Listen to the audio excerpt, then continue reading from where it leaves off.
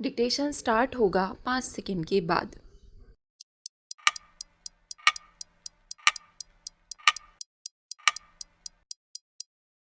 कुछ साल पहले यूट्यूब को अच्छी रिपोर्ट और फीचर के लिए पीबॉडी अवार्ड मिला था। अवार्ड कमेटी ने लोकतंत्र को आगे बढ़ाने के लिए यूट्यूब की प्रशंसा की थी।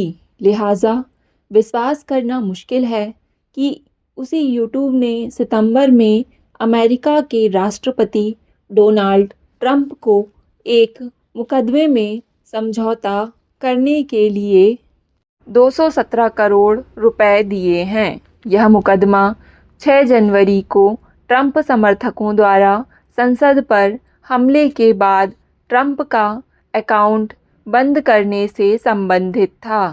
किसी समय बड़ी टेक्नोलॉजी कंपनियों ने कई मुद्दों पर सरकार के विरुद्ध जमकर मोर्चा संभाला था। अब वे सरकार के सामने हथियार डाल चुकी हैं। 2007 में गूगल ने फेडरल कम्युनिकेशन कमीशन को एयरवेव्स के लिए उदार शर्तें लागू करने के वास्ते मजबूर किया था। ट्विटर ने सरकारी एजेंसियों द्वारा यूज़र डेटा मांगने का ब्यौरा सार्वजनिक करने के लिए मामले दाखिल किए थे।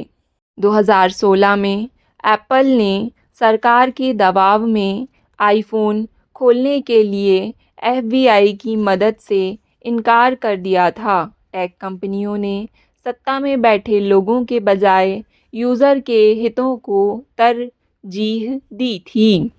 वेंचर कैपिटलिस्ट रीड हॉफमैन का कहना है 2010 के शुरुआती दौर में सिलिकॉन वैली के लीडर स्वयं को क्रांतिकारी मानते थे।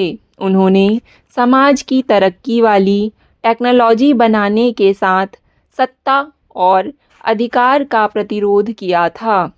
अब मेटा ने ट्रंप के सत्ता में लौटने से पहले फैक्ट चेकिंग सिस्टम ख़त्म कर दिया। इसके बाद अपने हेट स्पीच नियमों में ढील दी। जनवरी में उसने 6 जनवरी की घटना के संदर्भ में फेसबुक, इंस्टाग्राम पर निलंबित ट्रंप के अकाउंट के मामलों को निपटाने के लिए 221 करोड़ रुपए चुकाए। टेक्नोलॉजी कंपनियों का सरेंडर अब सामान्य हो चला है। अप्रैल में अमेज़न ने प्रोडक्ट पेज पर ट्रंप टैरिफ की लागत दिखाने की खबरों का खंडन किया था।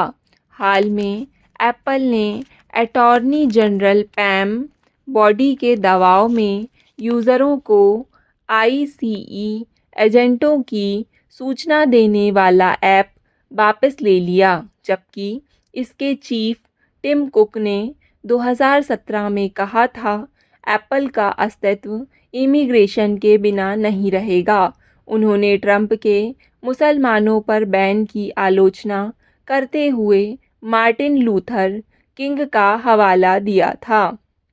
वित्तीय संकट के समय जब सरकार और वॉल स्ट्रीट से लोगों को भरोसा उठ गया था, तब टेक्नोलॉजी इंडस्ट्री सीधी खड़ी थी।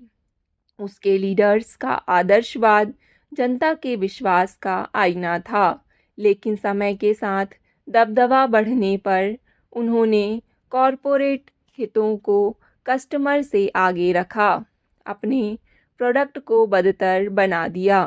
कंपनी अब जवाबदेही के बगैर सत्ता और बिना उद्देश्य के मुनाफा कमाने वाली फाइनेंस कंपनियों जैसी लगती है। टेक इंडस्ट्री के सामने विश्वसनीयता की समस्या है। वर्षों से सिलिकॉन वैली तरक्की का प्रतीक रही है, अपने बुनियादी मूल्यों से पीछे हट गई है। वह कोई अन्य इंडस्ट्री भविष्य के लिए इस तरह से लड़ नहीं सकती है। जब टेक्नोलॉजी हीरो की जगह विलेन बन जाए तो भविष्य लीडर विहीन लगता है। श्रीनगर से दिल्ली तक फैली एक खौफनाक साजिश ने उजागर कर दिया कि आज भारत में आतंकवाद किस तरह से विकास हो रहा है। पेशेवर, नेटवर्क आधारित और सामाजिक भरोसे के साथ साथ भौतिक लक्ष्यों पर भी अपना निशाना साधता हुआ।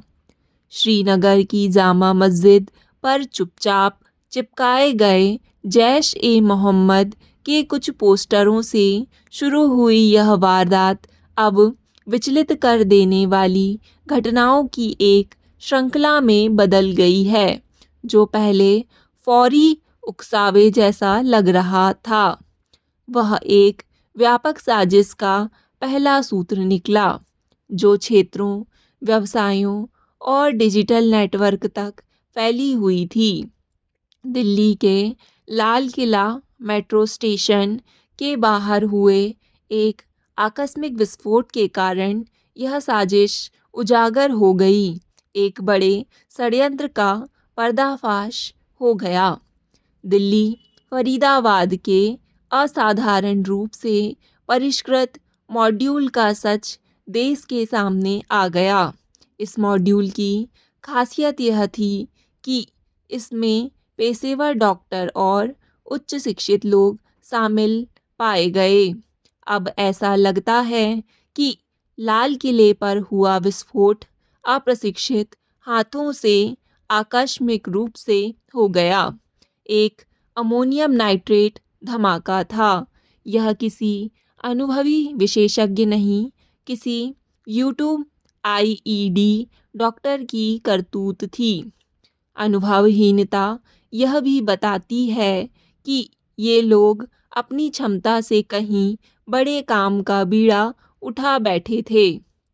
अपुष्ट खुफिया जानकारी बताती है कि 32 से ज़्यादा आईईडी तैयार किए जा रहे थे, जिनमें एक विस्फोट किए जाने पर भारी तबाही मच सकती थी। बाद में श्रीनगर में हुए विस्फोट को ही सही संदर्भ में समझना होगा। जब्त किया गया अमोनियम नाइट्रेट नियमित एफआईआर प्रक्रिया के लिए वहां ले जाया गया था और भंडारण के दौरान बड़ी चूक हो गई। लेकिन इस प्रशासनिक भूल से, मुख्य साजिश से हमारा ध्यान नहीं भटकना चाहिए। ये दोनों घटनाएं मिलकर एक ऐसे नेटवर्क का खुलासा करती हैं जो शुरू में किए गए आकलन से कहीं बड़ा, महत्वाकांक्षी और खतरनाक है। फरीदाबाद मॉड्यूल का सबसे खास पहलू इसमें पेशेवर डॉक्टरों की सक्रिय सहभागिता है।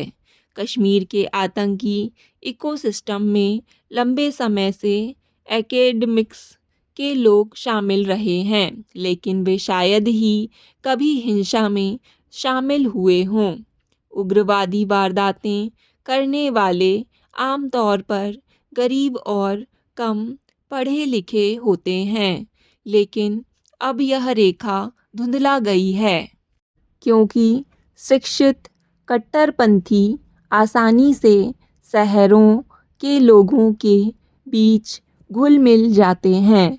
वे शक की गुंजाइश भी नहीं पैदा करते और डिजिटल दुनिया में उनकी अच्छी पैठ होती है। इस गिरोह के कुछ सदस्यों की विदेश यात्राओं की खबरें अंतर्राष्ट्रीय संपर्क या संभावित पलायन के रास्ते बनाने का भी संकेत देती है। यह बदलाव आकस्मिक नहीं है, यह कट्टरपंथ के एक परिष्कृत डिजिटल इकोसिस्टम द्वारा संभव हुआ है। पेशेवरों का कट्टरपंथीकरण वैश्विक रुझानों को दर्शाता है।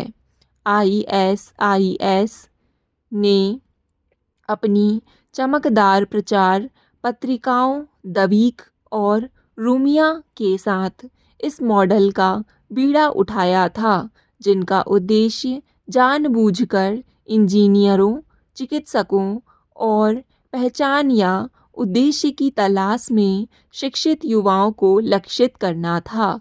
मजहबी तालीम, गुस्से और छद्म बौद्धिकता का यह मिश्रण एक शक्तिशाली मनोवैज्ञानिक हथियार बन गया। स्टॉप।